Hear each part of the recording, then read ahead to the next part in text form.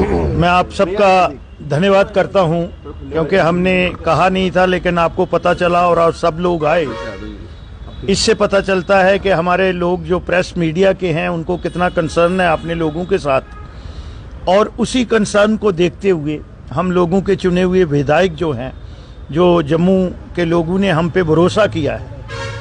और आप देख रहे हैं कि 24 बरसात तो पहले भी बड़ी हैवी हो रही है, लेकिन 24 तारीख की रात को जो बारिश हुई है उसकी अगर आप देखेंगे तो 100 साल के बाद ऐसी बारिश हुई है। 194 मिलीमीटर जो है वो बारिश हुई है। और कुछ जगह ऐसा लगा, अगर आप देखेंगे चाहे उत्तराखंड हो, हिमाचल हो, जम्मू कश्मीर हो, ज्योति का जो वाकया हुआ वो भी एक बहुत ही दर्दनाक वाकया था। तो मैं परमपिता परमेश्वर से ये आपके माध्यम से विनम्र बेनती भी करता हूँ और शुक्रगुजार भी करता हूँ कि लोगों का बहुत ज़्यादा माली नुकसान हुआ।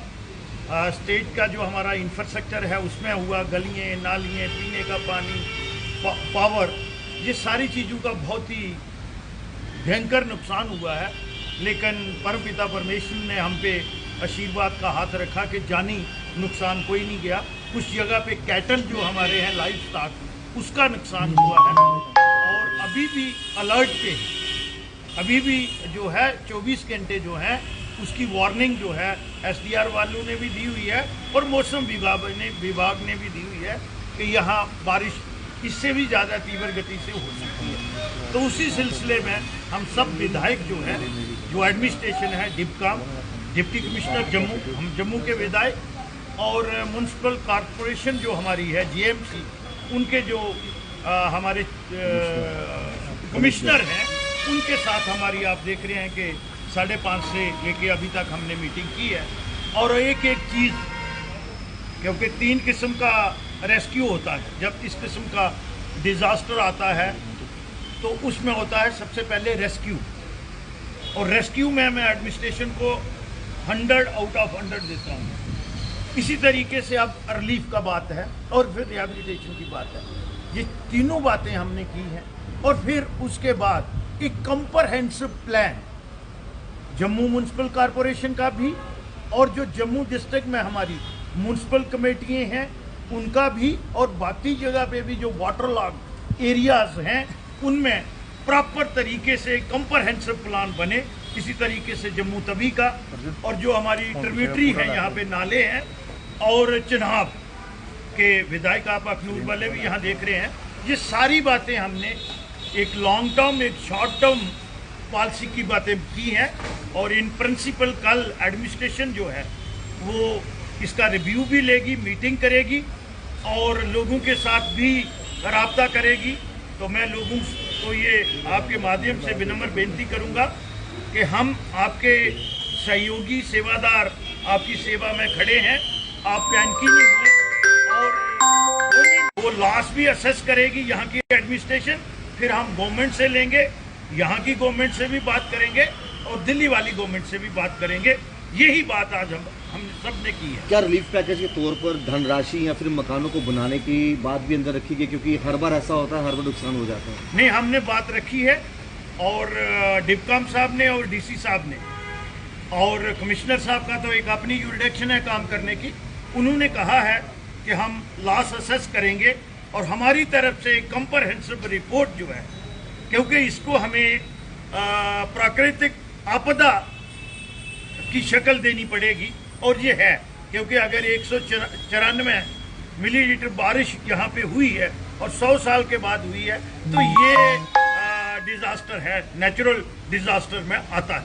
श्यामलाल जी, क्या जिस तरह से आप कंप्रहेंसिव प्लान की बात कर रहे हैं, क्या आपकी तरफ से कोई दिल्ली सरकार को कोई एक स्पेशल पैकेज की मांग की जाएगी, जिससे पूरे जम्मू के अंदर जो पानी का निकास नहीं हो पाता है उसको लेकर प्रॉपर? ऑलरेडी हमारे विधायकों ने वो DPR बने हुए हैं।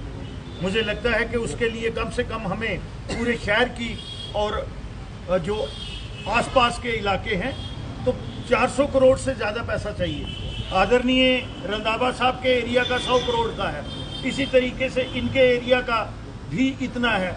मेरे एरिया में भी सारी वाटर बॉडीज आती हैं और सारा पानी जाता कहाँ है?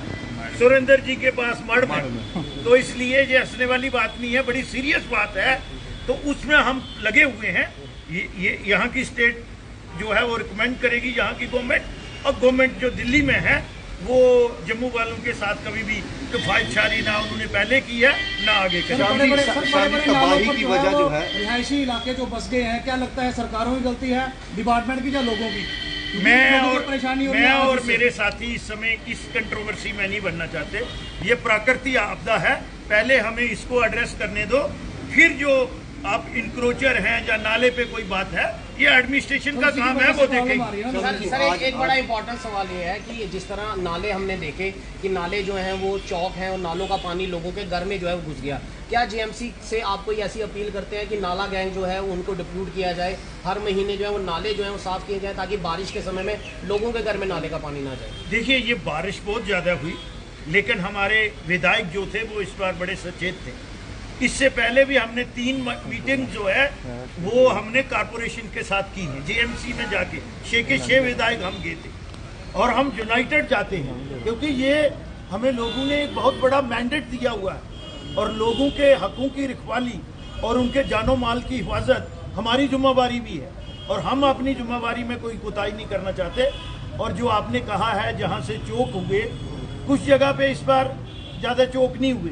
आज भी हमारे विधायक और खासकर रंधावा जी ने ये कहा है, और कल से दोबारा डीसिल्टिंग वाली टीम जो है वो आप नाले में देखिए। श्याम जी का आखिरी सवाल, खास तौर पर देखा जाए पिछले 100 सालों में पहली बार जो है ना, नहर का पानी ओवरफ्लो होकर अंदर आरआर लेबोरेटरी में चला गया, रेस्क्यू करने में बच्चों को काफ़ी समय लगा।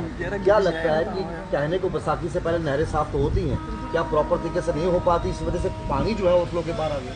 नहीं, ऐसा होता है जब इस किस्म की बारिश होती है उसमें पानी और ऐड ऑन होता है, और उस समय इरिगेशन वालों को मुझे जानकारी नहीं है, जब इस किस्म की मौसम विभाग ने चेतावनी दी हो तो मुझे लगता है कि उनको इमीडिएटली नहर जो है वो बंद करनी चाहिए।